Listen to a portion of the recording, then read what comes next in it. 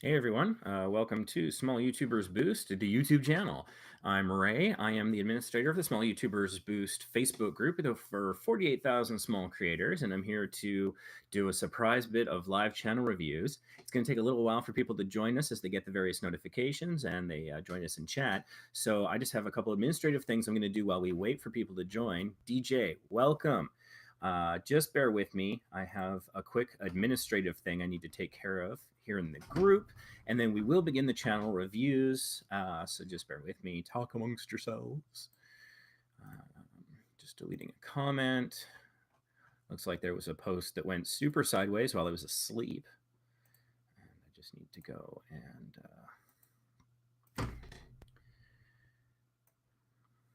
take care of a couple things, and then hopefully I can shake it off and we can get into this.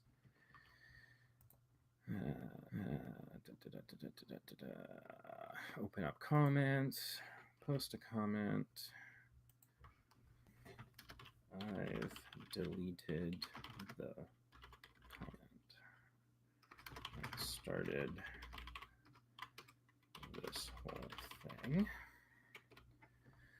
Okay, I'm just going to post this, ban somebody, and then we will be in business. Okay. Turn off commenting, go over to members, search the name, behind the scenes fun of what it's like to run a very large Facebook group. It's been muted. Well, now he's going to get banned. We do not tolerate harassment. And I feel no regrets about banning people for that when they do it. Thankfully, it doesn't come up very often. Yeah, we have next to no tolerance for any kind of harassment, and that's going to apply here on this channel as well. So bear that in mind. One thing you might not know about administrating a group is when you ban someone, it allows you to add a note to why they were banned. So I'm just going to add one, harassment. One thing that I like to do when I'm feeling generous, generally at the beginning of the year, is I'll go through our banned list and I'll unban a bunch of people because I believe in second chances. But I look at the comments, and if the comments say things like, banned for harassment, I will not unban them. That'll be permanent. Same for sub. But other things, we do it for different reasons. Okay. So far, it looks like just DJ Talks is watching. That's cool. I will review your channel shortly. I just need to do one other thing. I think it's this. There we go. Come on. Oh, copy, right. This is only my second time doing a live stream on YouTube itself. So I'm still learning the ropes a little bit. I've done Facebook Lives and other things. I've been on the Mario Marathon. I'm live reviewing your channels. Drop the link, wait for the preview to load, post. And there, I've shared it in the group. Okie dokie. So, DJ Talks, I assume you're here for a channel review, so I'm going to go look at your channel. Go over to another browser window, open up YouTube, and just search your name and see how searchable it is. DJ Talks. The autocomplete is interesting. It's DJ Talks Trash. That's the first autocomplete result, which is kind of interesting. On the first screen of results, I'm not getting channels. I'm only getting videos. So I'm going to switch to filter and filter by channel. Okay, there you are. You look like someone I went to high school with. He's a very funny guy. You may be impressed with my channel. I might be impressed with your channel, I think is what you're saying. Okay, cool. I'm looking forward to it. Maybe I'll learn something. Okie doke. 80 subscribers. Let's see. The description that we see here says, if you want to get the down low on the topics that I feel are the best, then tune in for another episode of DJ Talks. My channel is all ... So this is one of the things I like talking about in these live streams is your channel description, because it comes up in search results when your channel comes up in search results. So it's kind of important. It does feed into searchability and SEO, keywords, things like that. And it's an often neglected part of somebody's channel. I know that when I was first starting out, I wrote it when I just filled it in like a dating profile or any other website profile that you would build when I first signed up. And then I kind of forgot about it forever. And so it's a thing that I find is good to remind people to kind of go back to and look at and revise as appropriate. So what we're looking at today, the first thing I always like to look at for a channel is how their description displays in search results. And so looking at what I see here for DJ Talks, I have no idea what your channel is about. Because you remind me of a very funny person I knew in high school, I'm hoping that it's comedy. But that's an assumption on my part based on my personal experiences. I don't know here at all what your channel is about. So my first piece of advice, and take it as a, as you want, grain of salt, whatever, is that you want to put what your channel is about really early in your channel description, because it gets truncated, it gets cut off in search results. So there's that. Before I dive any further, I forgot to mention the 2 ground rules that I always have for my channel review live streams. One is I will not be watching any videos. For one thing, I don't want to be rehosting your content, get a content ID match. I don't want to go down that road. And also, if someone were to share a 2-hour, movie that they made, or a long play, or something else, then that's my whole time, and I could only look at that one thing, and no one else would get a shot. And I don't want this to be about people trying to get just one more view. I want it to be about people who are looking for actual sort of, feedback, and we can have a conversation about that. The other thing is I won't be subscribing to any channels today for very similar reasons. I don't want this to be you selling me on your channel and trying to get just one more subscriber. I want it to be maybe more valuable than just one more subscriber. Maybe I can help with something that might help you go gain more subscribers and views through search and discovery, having a professional looking channel, things like that, that in the long run, hopefully you'll get a lot more value out of. And another part of why I do this is because I don't have time to review all the channels that come in. I never do. I could do this 24/7 for the rest of my life and probably never review everyone who wants a review, especially coming from a group with 48,000 members. But what I say and observe about one channel might apply to a lot of different people. So while I'm right now just reviewing DJ Talks, there could be other people watching, or people who catch this on a replay instead. They don't catch it live because they weren't around, and that's fine. Maybe they weren't subscribed and didn't have notifications turned on, so they didn't know. But hopefully they'll get value out of it too, because some of these things are pretty universal. So one of the things I like talking about is the TubeBuddy browser extension. I have it. This is not a sponsored video by any means, but I do have an affiliate link below in the description if you want to check it out. There's a free version. So one of the things I look at is TubeBuddy. When you're searching on YouTube, it has some information. The Search Explorer appears on the right-hand side of the screen. So again, related searches for DJ Talks. I'm seeing DJ Talks Trash, Talks DJ Snake, Talk Show DJ. So that's making me think that this, might be a talk show, but is DJ Talks? So I don't know. We'll see when I dive into it. And I'm seeing most used tags: DJ, hip hop, and podcast. DJ, disc jockey, makes some sense. Maybe you have a podcast. I don't know. So anyways, it's time to click on your channel. But I do like the profile picture. I think it shows a lot of personality. Okay, so it looks like you have a channel trailer, which is informal debate speech. And so I'm seeing a few interesting things here to talk about. I'll just go from the very top of the page. The banner, I can't see very well on desktop. I'm on desktop looking at it in 1080p resolution on Firefox. And all I can see from readable text is subscribe now, new episodes. So I don't know what's going on with the banner, but what I would suggest is you can Google sort of the dimensions of the banner for YouTube, and they display differently on different devices. There's tablets, there's desktops, there's phones, there's also apps like the YouTube app. It will display differently on the YouTube app versus the mobile browser on your phone. So what you can actually search for, and I did this, is a lot of people out there have made templates that kind of show the different pixel sizes and dimensions of what displays where. And so you could load that into something like Photoshop, put it as a background layer, build your image with those guidelines around it, and just make sure that the core of what you want people to see is in the smallest box there, so that at least that bit will be seen on all platforms.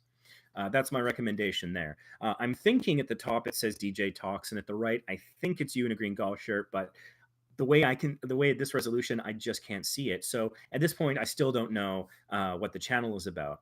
I see you have a link to a Facebook page, which is good.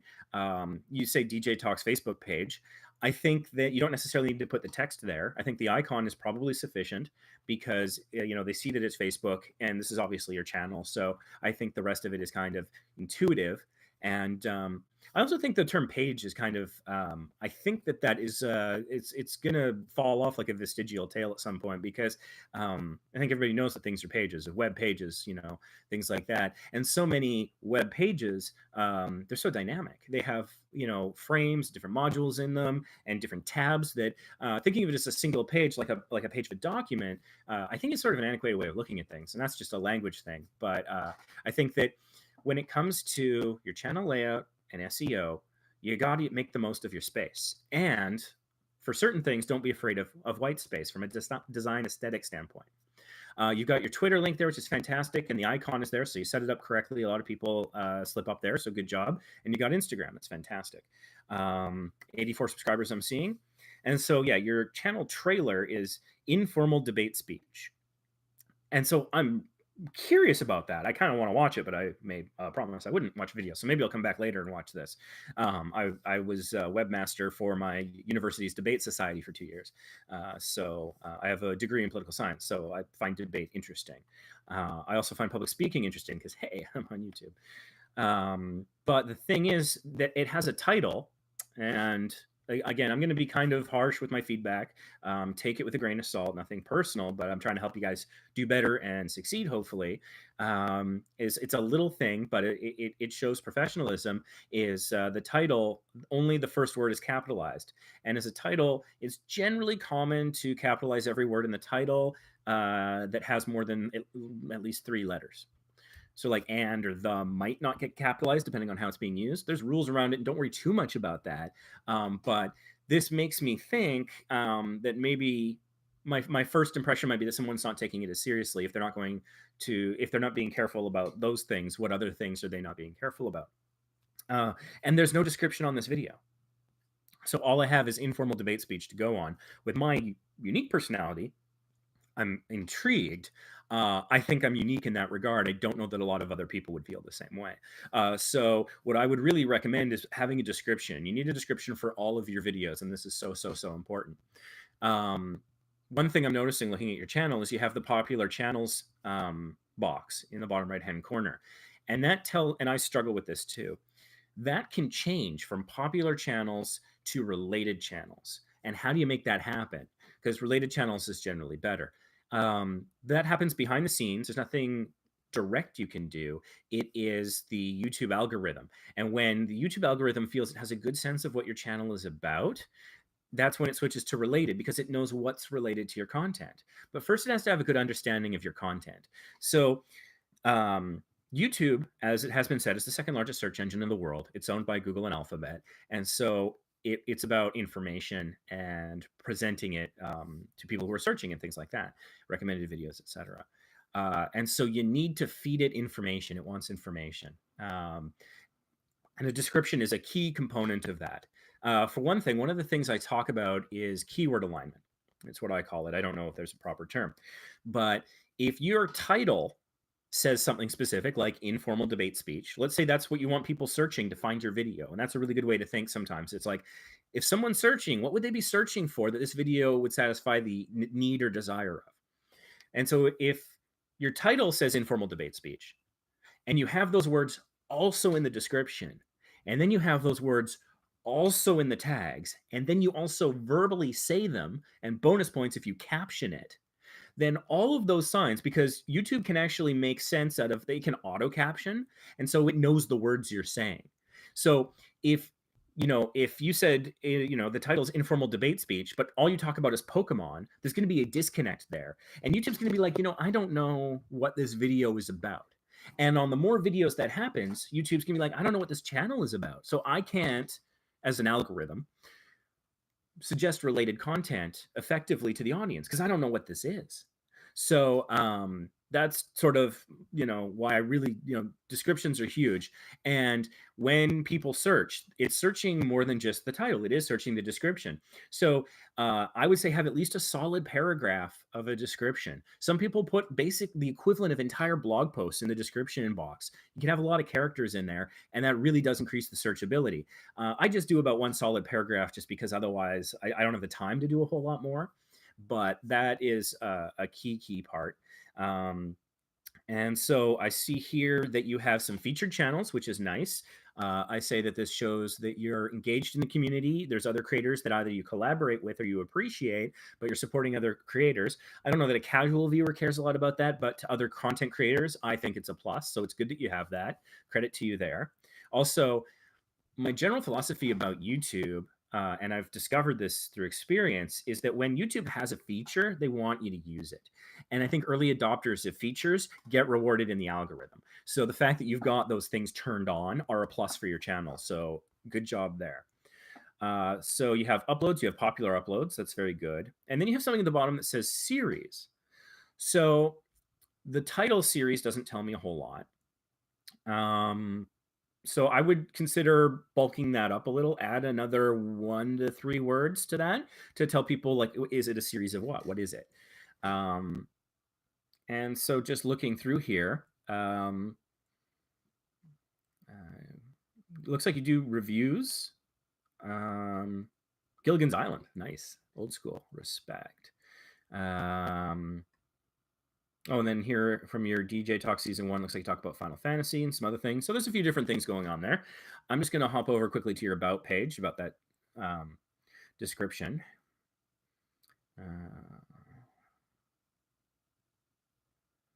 And so it looks like you have a pretty broad range of topics that you cover. So what I would suggest is the broader the range of topics you cover, the harder it is the algorithm to get a sense of what you're about. So if you can focus, if you choose to focus, and that's an artistic choice for you, then that might benefit you in that way. But it might come at the cost of, your creative spirit or whatever. But what I would suggest doing here in your description is some examples. Consider some of your more popular videos and the topics that you've discussed that you really are proud of or got a lot of engagement or a lot of views, whatever. And then what I would do in here, maybe really early on, is just put like a little list of 3. Follow a nice rule of 3 and say, like, whether we're talking about Final Fantasy, Gilligan's Island, or blah, blah, blah, we always have a great time, and come check us out. So at least it gives people a sample and understanding of examples of the things that you cover so that they have some sense of, is this for me? And it might intrigue them, to look more. I mean, like, it's 2018, somebody's doing video reviews about Gilligan's Island. I'm curious, how does Gilligan's Island hold up? What do people think about that in 2018? I don't know. So somebody sees that and they're like, I'm going to want to click on that. I'm going to want to find that video and watch it. And then you got them hooked. So that's my recommendation there. TubeBuddy also has something called Channelytics, where you can kind of look at a little bit more information. One thing I was talking about earlier is channel descriptions. I harp on that a lot, so brace yourselves. But you can also have keywords for your channel. People focus on keywords for the videos a lot. They forget about the channel writ large. And so I see your 4 tags are fun, reviews, random, and topics. So what I would do is go into your channel settings and beef that up a little bit. And again, maybe put in at least 1 keyword for each of your top 3 videos so that it aligns. Because I talked about the words you speak, the titles you use, the description, the tags, and the captions. If it's also in your channel description and also in your channel tags, then you've got this keyword alignment where that word is woven through all of that. And Google, which is just like hungry for information, YouTube is hungry for information. It sees all that and says, I have high confidence that this guy at some point talked about Gilligan's Island or whatever. And then maybe they can recommend you on other videos about Gilligan's Island or Final Fantasy or whatever you're doing.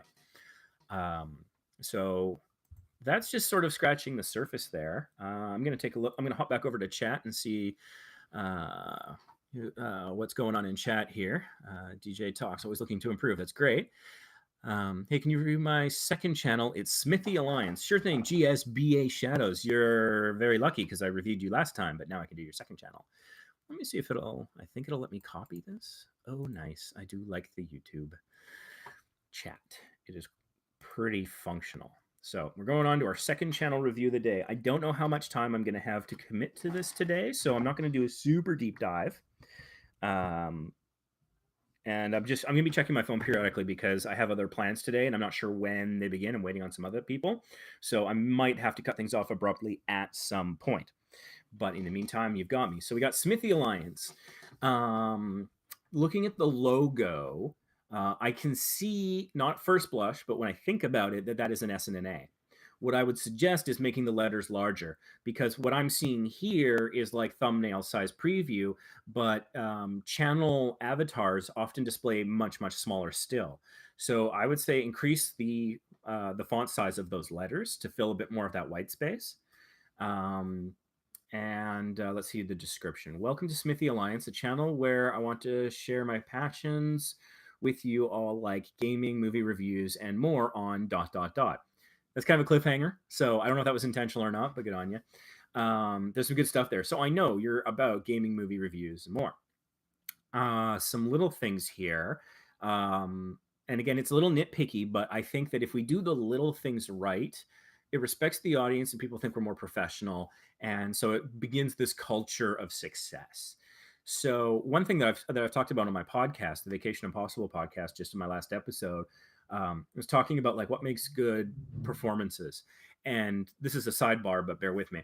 If you're watching some TV show or something and someone's going to dial a phone and they just press 3 numbers and go, and you're like, well, that phone numbers are like 10 digits, and it takes you out of the moment and it starts to not feel real. Those phone numbers, that phone number isn't important to you at all, but it takes you out of it because it's the little details that distract people. And so having little things like proper capitalization, spelling, and grammar can be helpful. I might seem like I'm nitpicking on that, but when a content creator of any kind, whether it's a television show, a movie, or YouTube, does the little things well and puts that effort in, people notice it and respect it, sometimes in a way that they're not even conscious of. One of my favorite shows over the years has been the show 24. And they take realism to an extreme degree, which is fantastic. So, for example, it's a show that takes place in real time, and many of the seasons were in Los Angeles. So if you had to drive from a character in the show had to drive from one landmark in Los Angeles to another, they would actually Google map that thing and figure out how long it takes to drive. And they would also figure out, oh, he's driving at 4 in the afternoon versus 4 in the morning. So there's traffic. We'll factor in more time so that the real time element and all these details, it's as realistic and as accurate as possible. And that comes off as professional. And then people, they might not be fully aware of it, but at least even on a subconscious level, they like it, or at the very least, it doesn't upset them that the work wasn't done. Excuse me. So you have where I want, capitalize the I. I think you meant to say share my passions. So you need to remove the I from share and the T from passions for correct spelling. And I would suggest a little punctuation because, and I've covered this with other channels, it says like gaming, movie reviews, and more. So is there gaming and movie reviews, or do you also review games? Is it games based on movies, movies based on games? Because there's no punctuation, it's a little ambiguous. If you like gaming, comma, movie reviews, comma, then I know, okay, I'll probably watch you playing a game, but not necessarily reviewing one, and I'll watch you review a movie and other things. So that's that. I've got my TubeBuddy plugin here, so it's on the right-hand side, Search Explorer. And so the most used tags are Alliance, GSBA Smithy, and Smithy. So that's good. Let's dive into the channel and see what we can see. I'm going to pause this video here because of my ground rules about not watching videos. It's a 2-minute and 1-second channel trailer, which tends to be a little on the long side, but it could work for you. I would have to watch it to know. People have been asking me lately to do video reviews, and I hate to say it, but I think if I were to do that, I would have to charge, with apologies to the Milkshake song. But the thing is it would take so much time, and I'd want to do a good job. And the problem is that when I do these things like channel reviews for free, and I'm fine with that. I enjoy this, don't get me wrong. But I think I review one channel, and it applies to, many channels. And so a lot of people get use out of it. I don't know that that would apply to videos.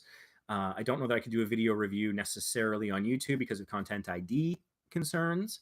And also, it's a supply and demand problem. I have very little free time, and I think there'd be a lot of demand for me to do that. And how do I prioritize that? Do I pick people I like? That'd be arbitrary, you know. Is it just the people with the pretty profile picture? Like, how would I? Is it first come first serve? Then I'd have a list that would be a backlog for years. And so I think one way of, if I decide to ever do that, would probably be to have a paywall, basically, for video reviews. So I don't know. It's something I'm thinking about. I don't think I have the time, but I just want to know that that's, in case you're wondering why I'm not reviewing videos. I have thought about it. The request has been made. I don't know. Anyways, looking back at this channel, Smithy Alliance, you've got the background that's very similar to the other channel I reviewed last time. So like a lot of Marvel properties, Deadpool, V for Vendetta. We just passed the 5th of November, so that's timely. Some Halloween movies and stuff. So I'm guessing that you update this somewhat regularly, given that some of the things here are relatively new. You've got Black Panther, for example. So that's cool. It's nice and readable. On your links, you have the Twitter link, which includes the icon, which means you set it up correctly. Good job. A lot of people slip up there. But it says our Twitter. I think the Twitter icon is pretty recognizable, so I don't know that you need to say Twitter. You can, but I would suggest dropping our at the very least, because it's the link on your channel. So of course it's your Twitter. It's not going to be somebody else's. That would be a little unusual. It would be so unusual that that's the exception we'd want to point out. But if it's not that exception, then I think it's assumed it's yours. If you're linking to someone else's, then you would want to say that explicitly, I think. So that's good. And I know I'm taking the time to point out removing 4 characters from a link. Seems a little silly, but it adds to the design aesthetic. Don't be afraid of white space. Don't clutter things up. And your background banner is good, but it is very busy. So I think cleaning that up just a tiny bit, small little thing. You've got Instagram and you got a Patreon, which is interesting. I would be like, oh, how worth your time is Patreon right now when you have 12 subscribers? But I know this is one channel of many, hence the alliance. So perhaps it makes sense because you're sort of almost an MCN in that sense of you're a collection of channels. I've kind of divined that. So you've got your channel trailer, which is good that you have one. And it says, welcome to the channel trailer. So a couple things there. It does say channel twice, and there's a hyphen between the two connecting the two words. So I think that YouTube would treat that as one word, channel. It would be like one word. And I don't think people generally go on YouTube and search the word welcome, channel, or trailer. Well, maybe trailer for movie trailers, but it is a trailer, so you need to call it that. I'm thinking that something a little bit more robust and searchable. You could say movie review channel trailer, or Smithy Alliance channel trailer movie reviews, or whatever it is that it's about. Something there, a bit more searchable. Your description on the video, channel trailer. If you enjoy, why not subscribe? So again, and then you get into your links for your other channel and social media and things like that. So again, I think you're going to want to build up that description. It's less important for a channel trailer, but you should still kind of do it. We'll just talk about what your channel is about, so that if people search the things your channel is about, you will come up as a potential option of things to watch. You're recommending other channels, which is always good. One is the GSBA Shadows, and then there's another channel, so it's good. You're kind of in the community that way. Popular channels. So YouTube doesn't yet fully know what you're about. When that switches to related, that's when you're starting to get that keyword alignment I talk about. College travel vlogs in a created playlist. So how many videos do you have? I'm just going to switch over to the video tab here and take a look. Oh, there's actually quite a few. Fair enough. So looking at the channel homepage, I'm thinking that, okay, well, in that playlist had 12 videos. Fair enough. I would suggest adding 2 more elements to your homepage here on your channel. One is uploads, so that your most recent thing will appear, as well as popular videos, because I think that's what a lot of people go to be like, here's a new channel. I might want to subscribe. I'm not sure. Maybe I'm going to want to go look at like their best performing video to get a sense of what are they about? What's their bread and butter? What's their success? What do they care about? Where have they performed well? So, and also I find it's nice when I'm looking at my own channel to see like, oh, that my James Darren video is like at 85,000 views or something. That's awesome. And so you can see as those numbers rank up. And also when you're in your channel, you can see like, oh, these videos are doing particularly well. if you're not sure what your next kind of content should be, you can look at that as, oh, here's where I'm succeeding. I should build on that success. So that's good. Going to look at the About page here.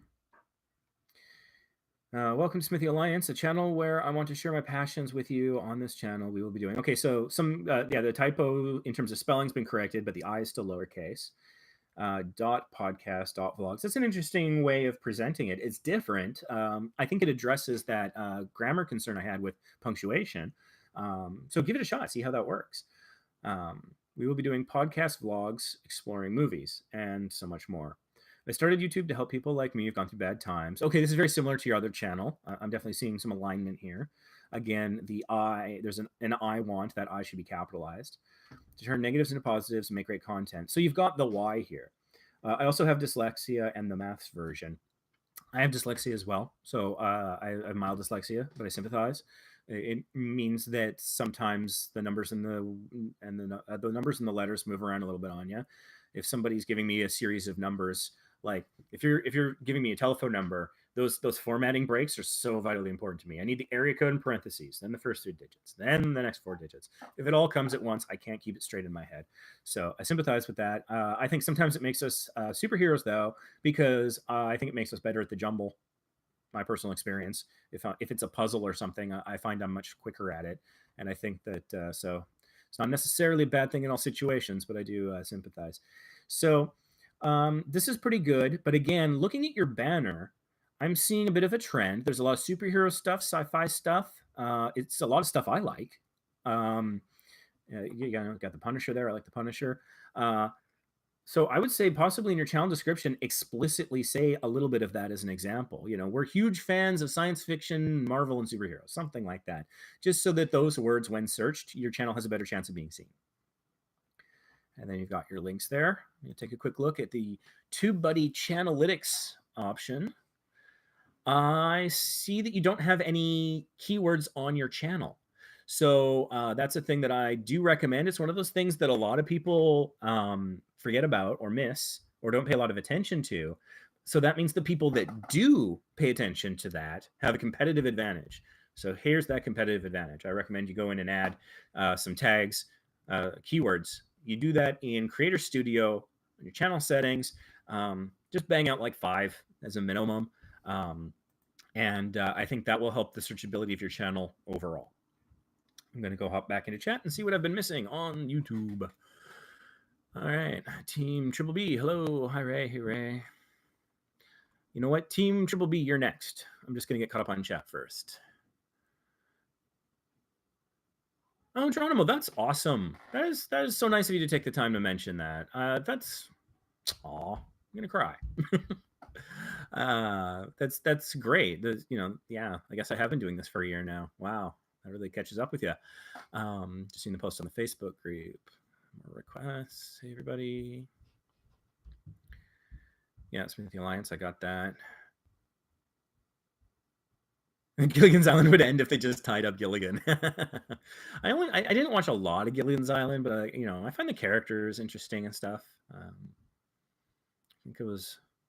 The old question is Ginger and Marianne. I think it was more Ginger. I don't remember.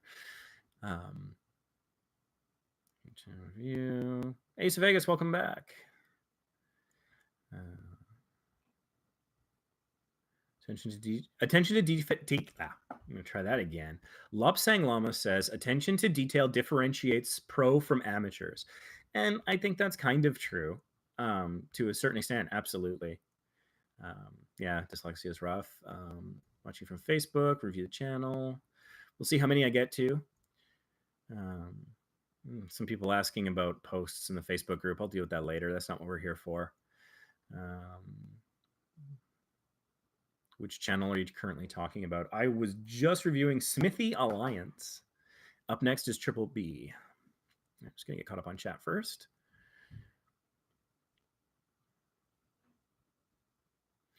Elusive Rabbit, you're well respected in the Small YouTubers Boost community and people value your opinion. This is what we need to hear and take on board to progress. I would love if you could review my channel. That's very nice. I hope to get to yours today. If not, we'll be doing this again.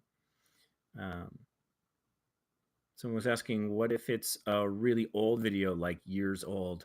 You should check out my channel, Vacation Impossible, man. Uh, my most popular video is like 8 years old, and I mean, I don't know, maybe it's hurting. I don't think so. If you've drastically changed your brand over time, then I could see how that would be a concern. I assume you're talking about the popular channels tag, or popular videos tag. What I would recommend in that case, and this is what I do, is I put my popular videos at the bottom of the channel. So they've had a chance to be exposed to what I'm doing recently. And then by the time they get to the bottom, if they see that like the resolution's lower, the quality's lower, the subject is different, you've already had a chance to show some of how you've grown before they hit that to get that false impression. And so I think it's probably okay, because it might appeal to people to see how you've developed as well. I'm a big fan of Pat Contry. You've seen me talk about him in the group, and I go to Portland Retro Gaming Expo to see him. And I think that there's charm in his older content where he doesn't have good lighting, and he doesn't, he's not editing great, and he's talking about his hair and stuff. And I think that's maybe it's that authentic piece. And maybe it's also that I kind of identify with that as my experience. I came into this just I was on a road trip and my friend brought a camera. That's how I got started. So I had no real training. I took some video production in high school, but frankly, I didn't take it seriously. To my detriment. I have some regrets about that, but of course, it was all analog. A lot of the editing skills are no longer relevant with digital editing on a timeline.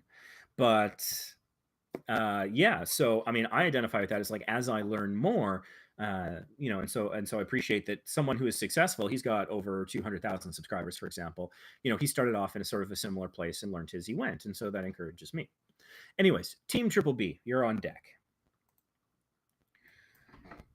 Team BBB. And I think I've talked about you before, so I might keep this a light touch, because I do recall talking about how that reminds me of the Better Business Bureau, even though I know it's British something or another. So Team BBB, your result comes up first. You got your logo there, which I like. It's identifiable. When I see you're in the group, I know it's you. I see you on YouTube, I know it's you. It's pretty consistent. One thing is interesting here. The third result in search is the Spider-Man special, Marvel 500, etc., etc. And that's a video of yours. And so I'm looking at the thumbnail, and there's some stuff going on here that's awesome, but I do have some thoughts and suggestions. You've got a border around it, which is good. The weird thing is, and maybe this is intentional as a design aesthetic or not, I don't know. I could be nitpicking here. But the border is thicker on the sides than the tops. And so maybe that's part of your look. When I go into your channel, I'll probably get a better sense of that. Although the video underneath it, the Paw Patrol one, there's no border. So what I would suggest is to try and keep the design aesthetic on your thumbnails consistent. And that might mean going back and updating your old thumbnails. I do that every now and then. And especially like as I learn more, new Photoshop skill, I'm like, oh, I can do amazing things with that. I go back and I can never find the time to do them all because I've got like over 300 videos. But one thing that I've been doing is having similar design aesthetic for playlists. So like I have my tip videos, and I've been putting, I think, borders around the tip videos, but not other videos. And so maybe that's what's happening, is they're different sequences. I'm not sure. But the consistency of that, like Toby Creation, who's in the group, he's a travel channel. He's got this blue border that he uses really consistently. And so I know when I'm seeing a Toby Creation video because of that consistent aesthetic, along with his face is always there. So I know it's him. So that's just something to think about. Also, in both of those thumbnails, I know I'm doing channel reviews, but I'm just going to talk about your individual thumbnails for a moment. You have Team BBB, and it's sort of in like a Comic Sans like font, which is fine. Some people crap on Comic Sans. I think it's fine. Chill out. Don't freak out. Design people. But it is a little hard to read. The Spider-Man one is a little easier to read because it's at the top where the background is a little darker. But on the Paw Patrol Peppa Pig Thomas one, it's in the middle against a white background. Now you do have a stroke outlining the text, but it's fairly thin in terms of it when it scales. So one thing that you can do if you've got Photoshop, for example, just to make that pop a little bit more, is have a layer above the background image, but below the text, that is just a rectangle that goes around the text. I've only started using this over the last, I don't know, 6 months, 9 months or so. And then have that rectangle have, maybe you can have a white border as a design aesthetic. That's what I do. Have whatever you like. But have the fill be a darker color if your font is white, and have the fill at like 75, 85, 90%, something like that, so that it's not just a block of color. It's semi-transparent. So it'll blend a little bit better in with the rest of the image. But by darkening the background behind that font, you make the font pop out a bit better. It's easier to read. It'll be more recognizable. You also use the Union Jack, I see, in your profile picture. So adding the Union Jack into like on those thumbnails somewhere, even if it's just consistently top left corner. Don't do bottom right corner because that's where the time code is. Anywhere else, if you could do that kind of a consistent thing, then you'll be more recognizable as a brand. And it's interesting, just getting to the font thing one more time. Again, I have no problems with Comic Sans. I think it's fine. And I don't think that is Comic Sans. It's just similar looking and style to me. The font that you use on your profile picture is, to me, different. And no, it's definitely different. Those B's are completely different. I like the font on your profile picture. It's a little different, and it's not super common, which makes it identifiable. So I would suggest that whatever that font is, maybe using that consistently in your thumbnails as well will create a little bit more of a sense of branding. Why is that important? It's important for a lot of reasons that have nothing to do with YouTube. But when it gets to social media, one of the things about social media, and I haven't been verified, so I could be talking out of my behind on this one, but everything I've read about getting verified says that you want to have consistent design aesthetic, logo branding, so that if Twitter or Instagram or YouTube decides, you know what, I'm going to check this channel out and maybe get it that check mark to say you're verified, they'll often check your other social media profiles. And if they see that it's the same font, color, logo, content, they're like, this is probably legit. But if it was completely different, if they click on like a Twitter link and it's just somebody going like this, and there's no Union Jack, there's no Team Triple B, and it just says, Bob, they're gonna be like, whoa, this might not be legit. I'm gonna move on to the next thing that's easier to verify. So that's just one reason beyond, I think, more obvious ones about why branding is super important. 1.3K subscribers, good for you. You're doing a little better than I am there, but I recently made 1,000 subscribers and it's amazing, and I didn't cry, although I was very happy. I'm going to stop caring so much about subscriber counts now, now that that's behind me. But I mean, good on you for having that. I just don't want you thinking that I'm focusing on those things. I'm really not. So your description: we are a family-friendly toy opening channel. We love toys. We love to open blind bags and boxes to entertain children and ... I think that's great. I mean, if I were to get super picky, you got a smiley face in there and there's the word channel, that like those two things aren't particularly searchable. You say we love twice, but honestly, I think you're doing fine. I don't think that a lot of work needs to go into that. I think it's really good the way it is. It's got a bit of a cliffhanger where the truncation is happening. So I think you're doing good there.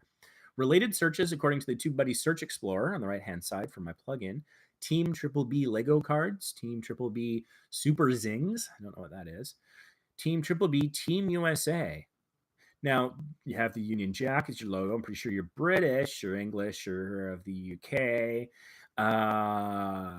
So Team USA, I'm curious what that would be. Were there Team USA toys that you unboxed and reviewed? Did you do a collab with somebody in America? I don't know.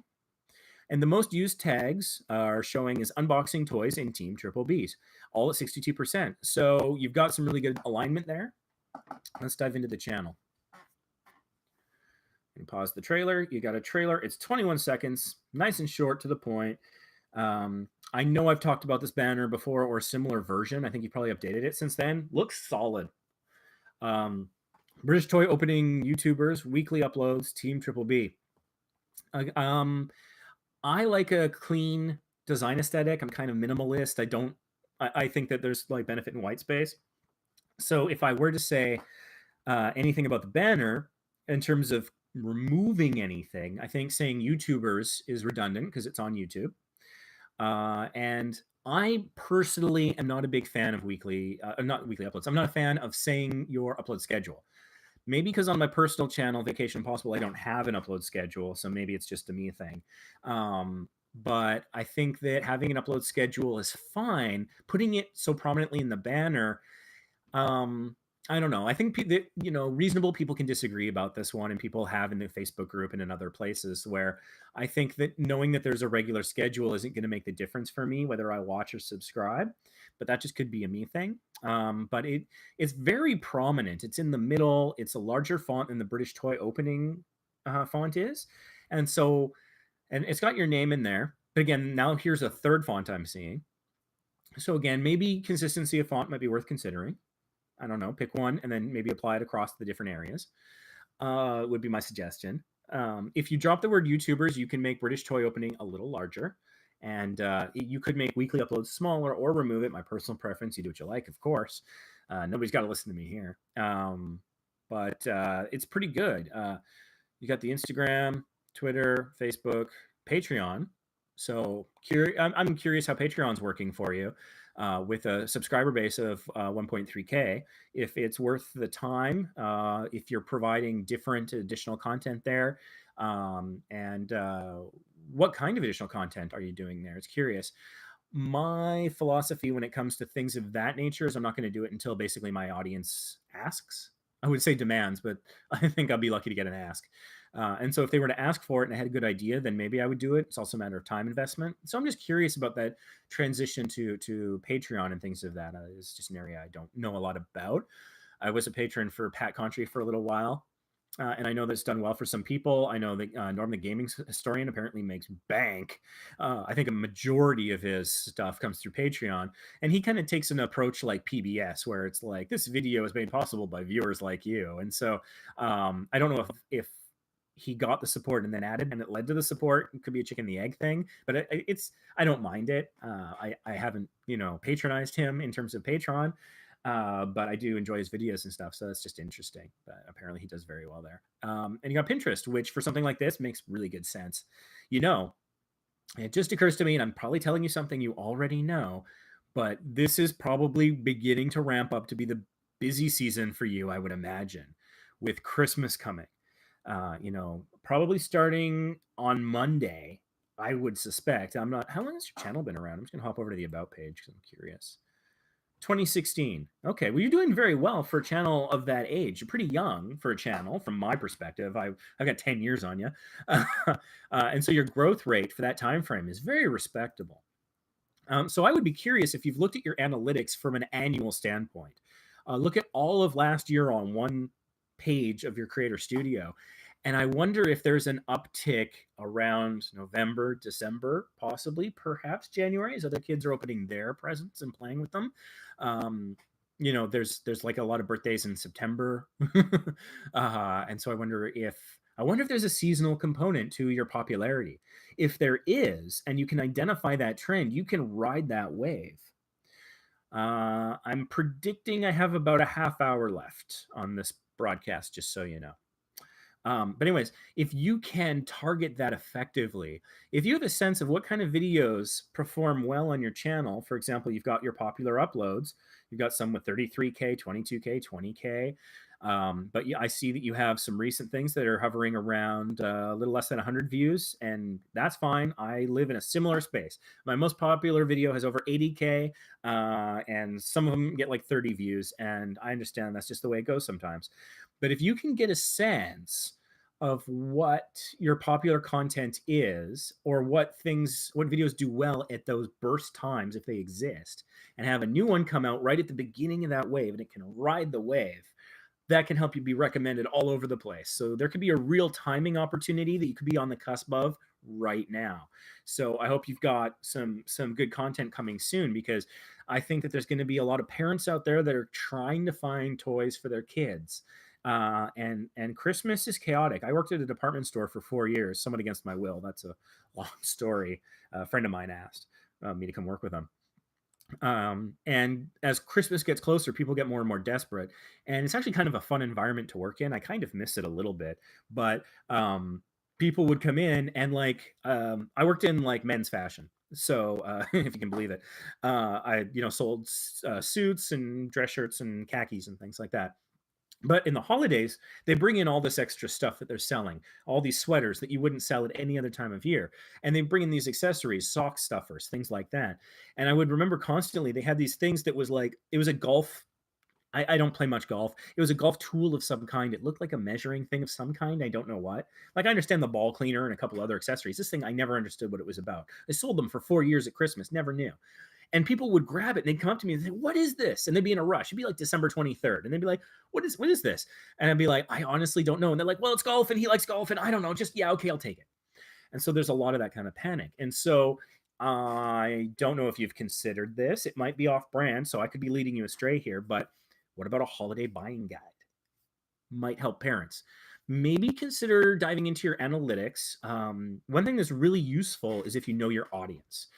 You can know your audience a lot of different ways. You can do it by interacting with them and chatting and Twitter and all these other things. But another way is the demographics. Who's watching? And I mean, that can be a little misleading if your target audience is children, because it could be children watching under their parents' account. So it might be misrepresented. But look at the age demographics, I think. If you're seeing people in their, say, 30s to 50s, or even maybe even further because of grandparents watching your stuff, and try to see how that demographic evolves over time. If you have a spike in older people watching your videos in November and December, my hunch is that people want help Christmas shopping and you could help them. My hunch is that people want help Christmas shopping and you could help them possibly. But it might be off brand because you're a toy opening channel. So I don't know. There is a risk there, but it might be worth attempting. I think I spent a lot of time on that. So you've got your channel trailer, Team Triple B channel trailer. Please subscribe to be the first to see. I would drop the please subscribe part from the title. I don't think it's particularly searchable, and people know that they can subscribe, and even if they don't, the title is one of the first impressions people have, and I don't think people subscribe at first impression. I think you got to win them over a little bit, and I don't think somebody's going to see, oh, that's in the title, either consciously or unconsciously, subconsciously. I don't think they're going to say, oh, it's in the title, I should do it. I know sometimes it's good to have a reminder, but I think you need to win them over first, and I don't think the title is where you're going to land the subscription. So my advice is to put your title should be more focused on searchability. It needs to be that keyword alignment, a word you said in the video, also in the title, also in the description, also in the tags. And then if you have the time, it's tedious, caption the video. Here's Ray's tip for captioning your videos. It's painful. It's sometimes funny. I was in Ensenada at an attraction called La Bufadora. And the different ways YouTube auto-translated La Bufadora was hilarious. Foodora, fake fedora, all this kind of stuff. And so I'm going through, and here's my tip. Go to a video that's been auto-captioned on your channel and then just edit the captions. So instead of typing it all out from scratch, all you're doing is correcting the errors. And also consider how picky you want to be. You know, do I really want to put a comma in there, or is it okay without it? I think that's one place where grammatically you can be lazy. Where it comes to capitalization, the captions, I think you can be lazy. It's fine. It's about the information, not how it's presented at that point. If they've got the captions on, you've probably already got them. But some people need captions. They're watching it at work or they can't hear things. They're on the bus or at the train station or the airport. They don't have their earbuds. And so hopefully they're respectful enough to turn off the volume. I hate people who watch videos on their phone in a crowded place with the sound up full, or FaceTiming with the sound on full. And I could rant about that at length. I do in my podcast sometimes, Vacation Impossible. So anyways, people, and also there are people hard of hearing, and also it may give different things a chance to translate into other languages. So it can help that. So that's captioning. But anyways, yeah, I think that it's all about the alignment there, and the title is key to that. I think asking for the subscription in the description is okay. I think doing it in the video is probably most effective. And actually, I see that you've got the subscribe watermark there, so excellent. That looks pretty sharp. Oh, and that was one of the things I was going to say about your banner too, is because you've got the Union Jack in your semi-transparent watermark, which, guys, if you don't have a watermark and you want subscribers, throw it in there. It couldn't hurt. You get to set when it appears. Have it 60, 90, 30 seconds into your video before it appears, so it's not right at people, you know. But as you're hooking them, oh, I can just click there. But the Union Jack, which is, I think, part of your brand, I think it's very effective. The brand recognition with me, someone who frankly hasn't made an effort, I recognize and associate Team Triple B with the Union Jack. I get it, but it's not in your banner. So one of the things I would suggest is find somewhere to put the Union Jack in the banner as well, because I think that'd be good, consistent branding. All right. Subscribe to be this see the first of our videos. We are big geeks who love toys and love to open them and see what surprises wait for us inside. From Shopkins to Minecraft and Disney, some said it, to Nintendo. Ooh, Nintendo. Yes, I'm a big Nintendo fanboy, and all in between. I don't want to be like arrogant or something, but that looks like a suggestion I made. Is it? Is it possibly? Because I keep telling people to write a structure like that, from this to this to this. It's a easy way to just list 3 examples. So I'm just curious if I had anything to do with that. I don't know. Hopefully it's working well for you. My one description here, or suggestion here on your description, I think it's good. I would invert the subscription and description, because how it appears in search results is my thinking. And so, you've got from my point of view, a healthy amount of subscribers. I think you're at the point, and this is, again, take it with a grain of salt. I think you're at the point where subscribers aren't the thing to focus on. I think it's all about the views, particularly given that I see, like my channel, a very diverse amount of viewership, from 33,000 to just 69. Oh, I see here you did a live stream. That's interesting. Curious how that went for you. Because I'm just getting into live streaming. But and so I'm seeing this very diverse view count. And so I would suggest shifting gears from focusing so much on getting subscribers, because you're doing well there, to getting the views. And the views can convert to subscribers. And the current state of YouTube being what it is, that your subscribers are not going to necessarily be seeing your videos. It used to be, back in 2010 or whenever, you had a subscriber and you could probably reliably count on a certain amount of views from those subscribers. But that number, because of how things have changed with the algorithm and how things are presented to people, that if they don't have notifications on, and even then, it's not 100% from what I've heard. Roberto Blake, for example, says that how many views should you expect from your subscriber base? He says 5 to 10%. I generally get less than 2%. I don't think that's about me and my channel or viewer behavior. I think it's a YouTube thing. They're just not showing it to subscribers unless those subscribers have also recently watched your videos. But they'll also show it to other people who have recently watched your videos. So I think the views, I think you and I'm assuming here, but I think we're in similar places where we have relatively close subscriber counts. Similar kind of view situation. I think we need to shift gears into the views.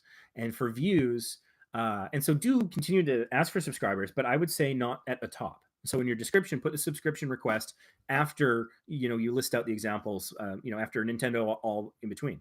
I'd put it after that. Because when it shows up in search, if the search summary that you see on the video just says, please subscribe to be first, that doesn't tell people about it, doesn't entice them to. You need to entice them and then hook the subscription. Now, I realize I'm talking about your channel trailer. I'm sure you do.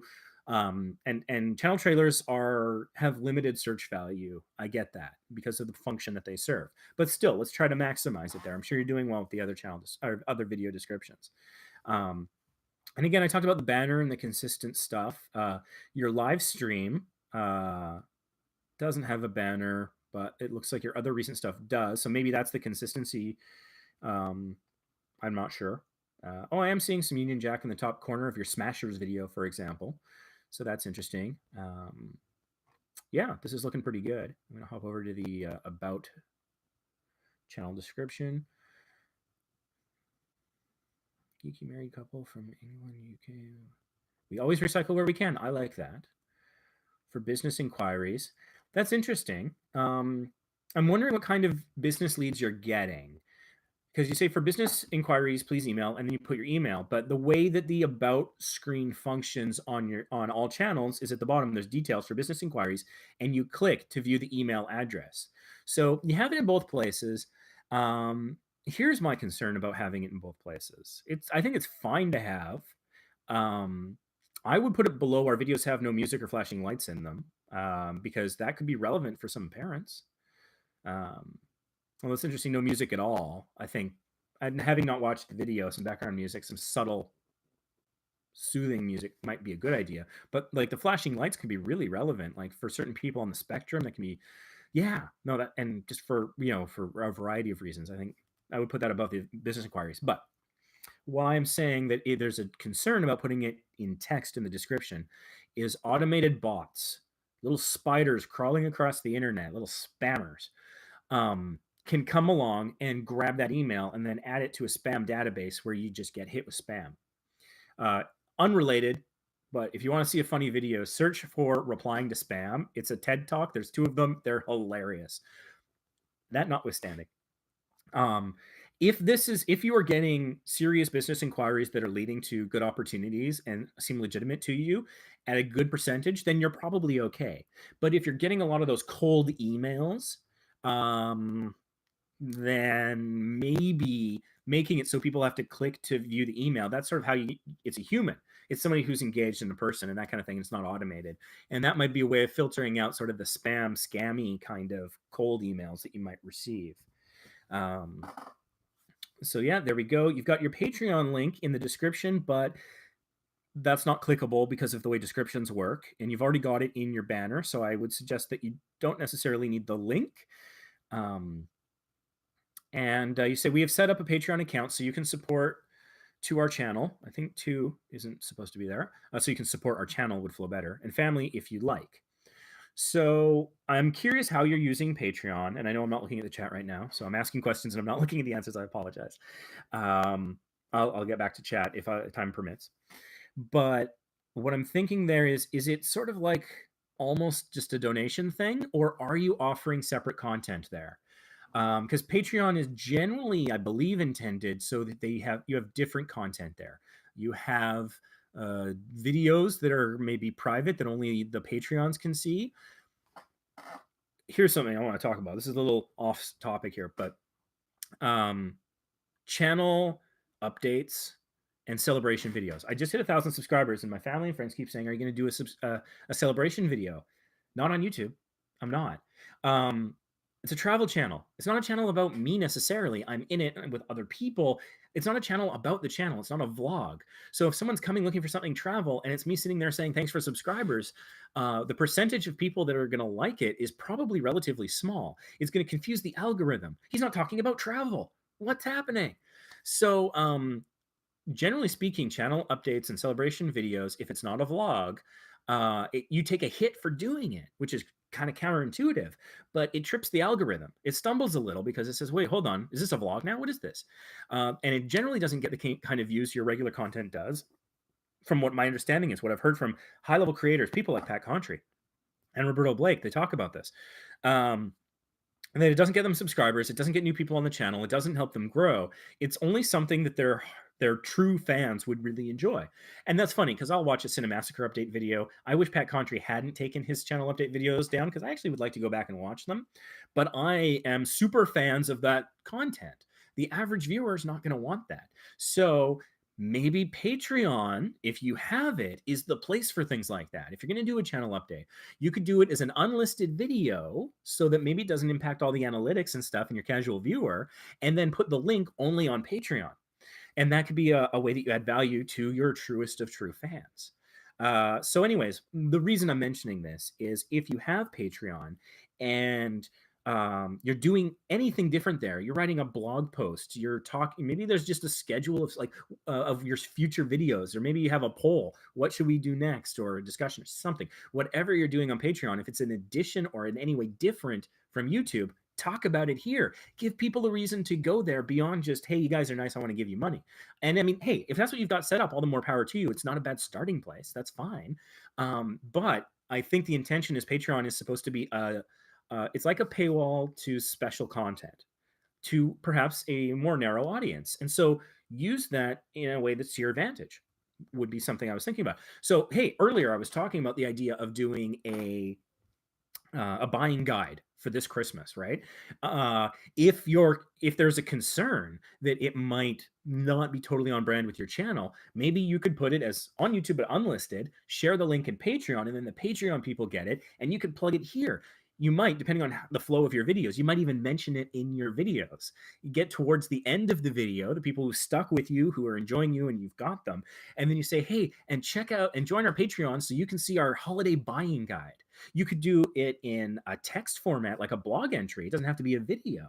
I think that there's a lot of different potential there for your kind of content. Oh, you have a Reddit link. That's interesting. Oh, it's to the user. Okay. I was wondering if you had a subreddit or not. I'm still learning Reddit. But anyways, yeah, I'm very excited about your channel because I think that in the next couple of months, if I'm right, and I don't know that I am, but if I'm right, you guys could be on the cusp of a burst of growth for the next couple months, and I think that could be very exciting.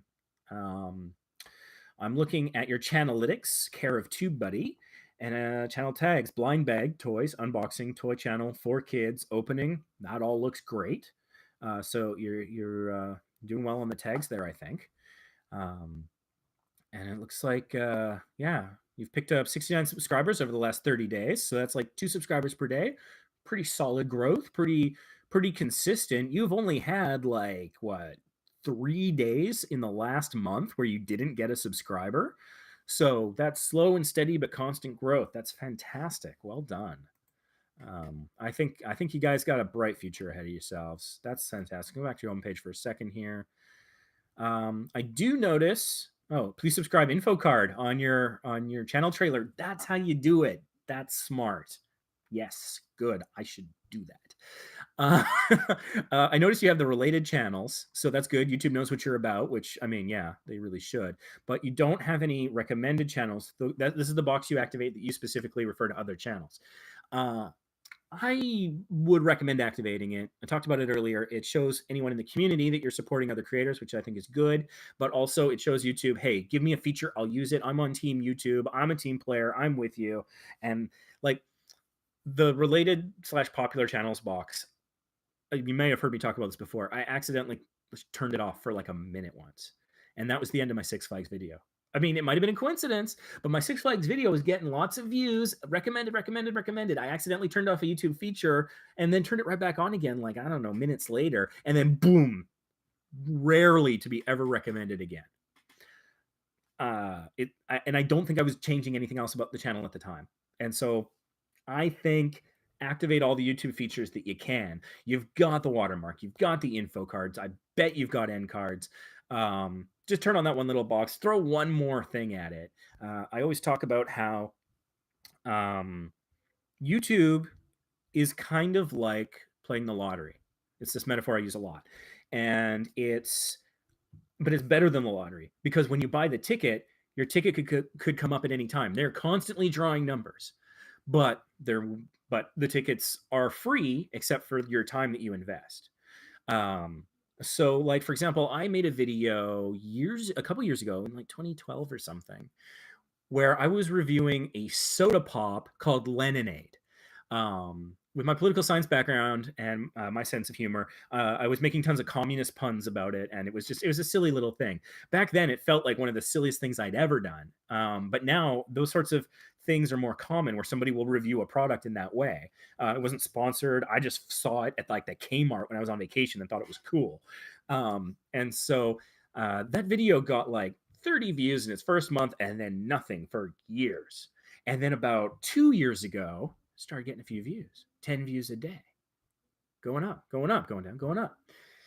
And so basically, for whatever reason, people were searching it, and that my video was coming up high in the search results.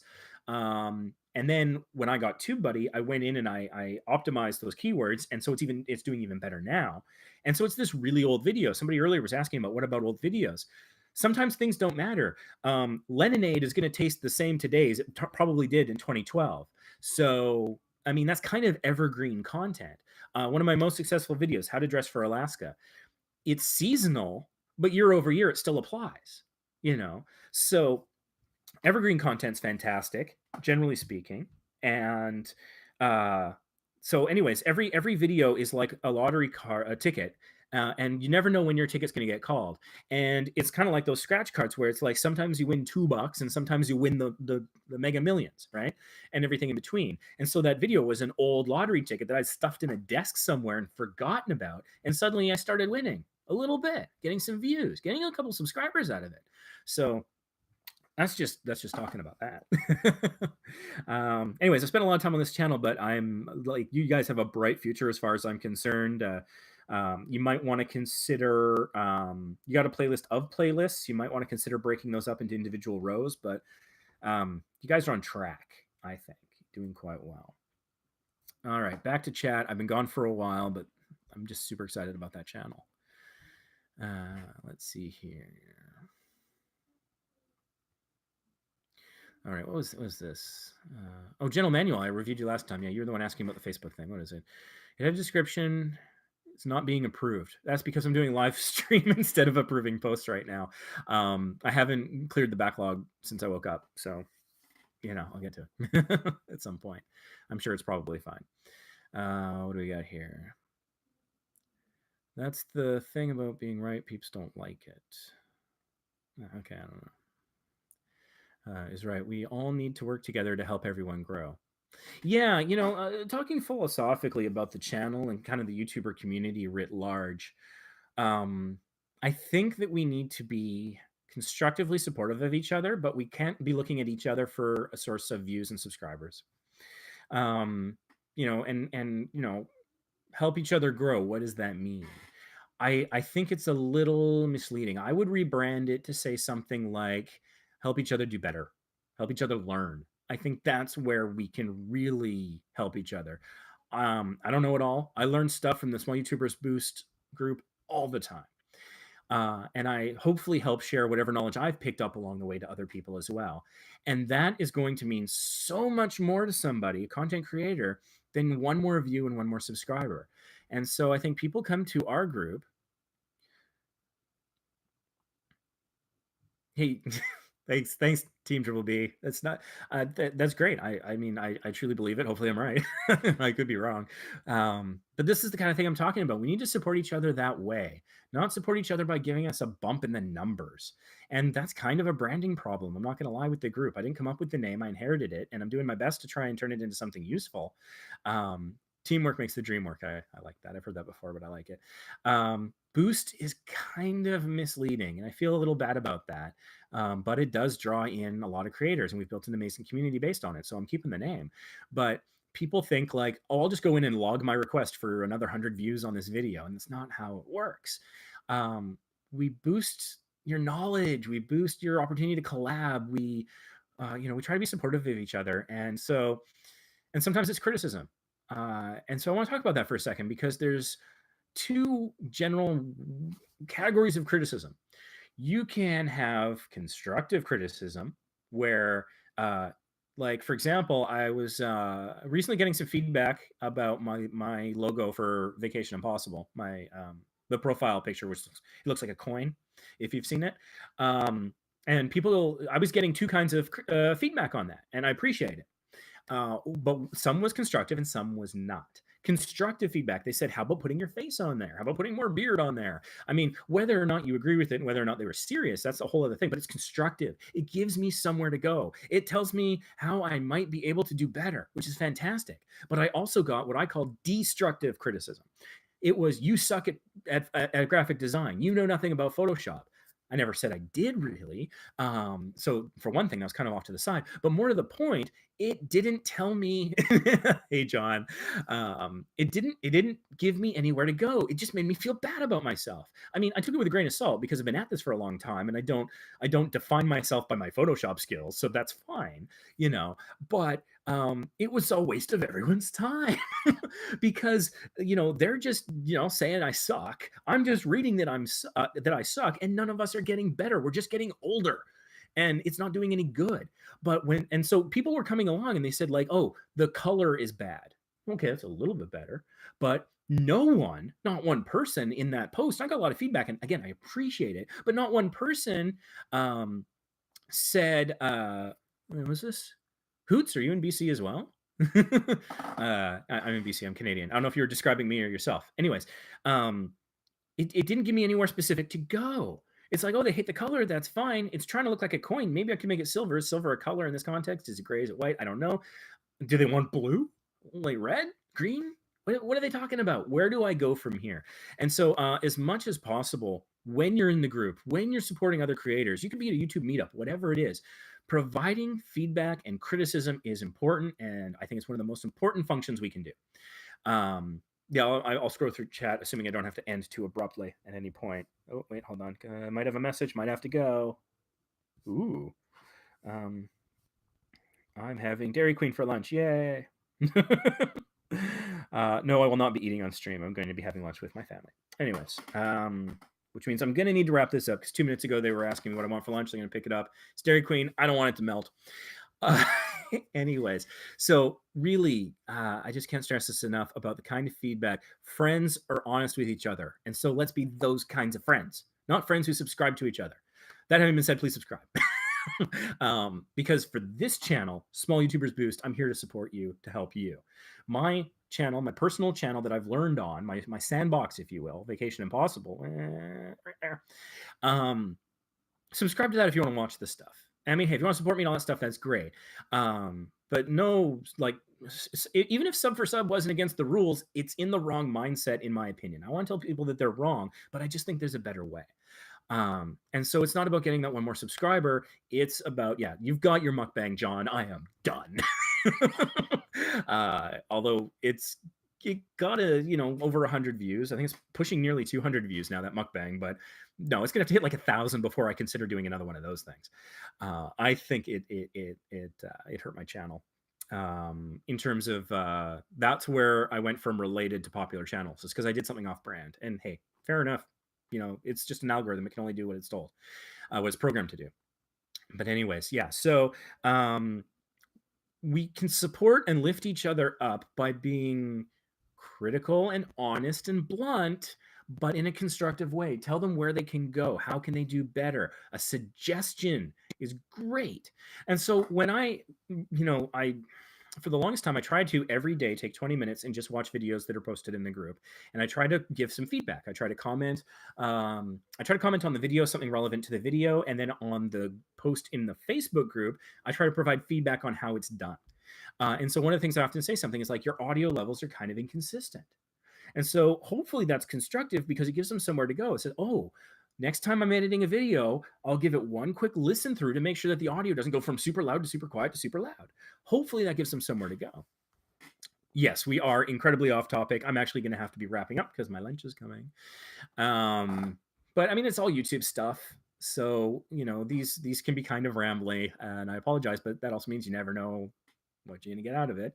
And so, yeah, if you're interested in the TubeBuddy tool that I mentioned, this video is not sponsored, but there is an affiliate link down below. And so there's a free version that has some functions. I used it for 2 weeks and found it to be very useful, but you only get like 3 suggestions for keywords at a time. You only get a couple of the best practices. Certain features like bulk updating are not part of the free version. So then I jumped on and I went whole hog and got legendary. And that was probably more than I needed. I'm not sure. But it's really quite good. I recommend it quite a lot. And you're probably sick of me recommending it if you see it in the channel. Hold on a second. I just need to cheeseburger and triple birdie, Julius, and I hate touch screens. Julius and turkey sandwich, please. Also the cheeseburger. Oh, no, wait, we're just getting snacks. We're going, oh, yeah. You know what? I forgot what I'm doing today. I'm going to Olive Garden to celebrate my 1,000 subscribers. So I don't need 2 sandwiches. 1 sandwich is enough. I'm going to eat a lot at Olive Garden. So anyways, I was talking about TubeBuddy. Why do I promote it all the time? There's a couple reasons. I mean, I do have the affiliate link and I get a little something out of that, but that's not why. For one thing, since the group hit around 35,000 people, I've been approached by easily a half dozen different organizations and companies with products to sell that want to sponsor or have me do an affiliate link or whatever. And so far, out of all of them, I've tested them and almost all of them are not good enough for you or me. There was an Instagram thing that was talking about it didn't work. It didn't work at all. I tried testing it out. I tried signing up for it. I tried like they gave me the email of the developers. We were messaging ourselves back and forth saying like it doesn't work at all. And so I just eventually was like, you know what, guys, I can't do this. I don't care if you want to throw money at me. I'm not gonna recommend something that doesn't work. And so out of those half dozen or so, 6 or 7 different things that people have approached me about, TubeBuddy's the one that I've actually seen really it doesn't live up to expectations for me. It's exceeded them. I find it super useful, and that's why. And yeah, okay, I recommend it quite a bit, but that's because we're growing at 1,000 people a week. And if I could go back in time, 2, 3, however many years ago, and tell myself about this, I would do that because it would make a difference to me, and that's a big part of why I'm doing it. And so, for you regular people in the group, and you see me mention it quite often, I do apologize if it gets repetitive, or there's other things I do. I'm pretty consistent. Somebody says I've got a Q&A, and I have like they've given me nothing to work on. I say, what was your favorite vacation? And so there's certain things that I'm consistent about. Um, there you have no triple berry, brutal. I'll just get a strawberry Julius then. The consistency thing I think is a good thing because then people kind of know what to expect. I welcome new people every 1,000 new members. I love doing that. And I know I'm a little off topic because I don't have a lot of time left. And just talking about being an admin of the group has been a blessing, and I appreciate everyone. And you think about the things where you wake up in the morning, you're like, oh God, I gotta go to work, or I gotta mow the lawn, or I gotta do whatever. And sometimes there are days where I'm like, oh God, I've got to get that video out. I have never once felt that way about the group. Um, I never. I've been in nearly 2 years. I've been running it for about a year and a half, and I never once be like, oh God, I've got to go approve posts and member requests and interact with this amazing community. It's never not for one moment felt like a burden in terms of that. Sometimes when people are sniping at each other and I got to play babysitter, yeah, okay. If I get a message, sometimes I'm like, oh no, what's this? Is somebody trying to sell me something? Is this a blind link? Do I have to ban them? And then sometimes, it's like, oh, hey, here's a thing, that I would recommend for your channel or whatever. And a lot of the times it's really good. But yeah, and so I want to say thank you because it's been awesome.